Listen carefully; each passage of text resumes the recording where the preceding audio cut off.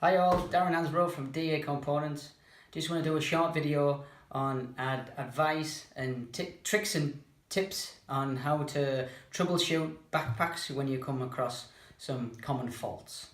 So the best thing to do is to take, if you've got a problem with your backpack, to take the bottom base off, just undo the necessary screws, take that completely apart, and this is what you're left with. Now the first thing I would definitely recommend is to take the 4 screws off what's holding the battery case on, and gently just lift the battery out slowly. You might have enough cable to just maybe sit the battery down like so. If not, you might be able to just slide a connector off like so. And then you're left with a load of cables at the back where the battery's been sitting on the front of it. Now the most common fault that I've came across is when the battery's been sitting in the top of there, you come across something like this where the battery's been chafing actually on top of the blue, well, this in this case is the blue cable. So to me that needs rectifying that, so I need to cut them cables off and join that with a nice clean connection and put that back. But when I place the battery back in, I'm going to try and keep that away from the corner of that piece where it's been chafing and rubbering. So that's one of the top tips I can give you. By checking them cables, just go through them all, see if they're all okay, they haven't been chafing like so. So that's that side of it sorted. And then you come to the pump. Now with the pumps, this should last at least 12 months easy, but when you come to replace a pump, my top tip is to find a pump with the correct flow direction.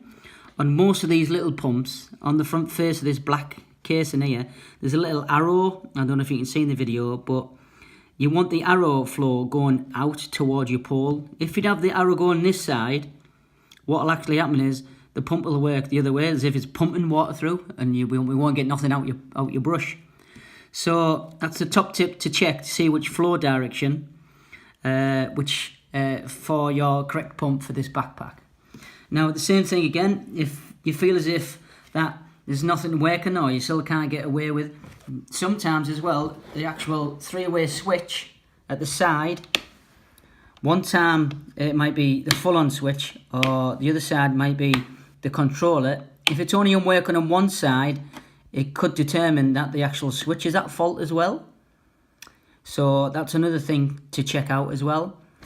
So that there is a few tips and tricks of the trade that I've found over the years in actually dealing with backpacks and repairing them.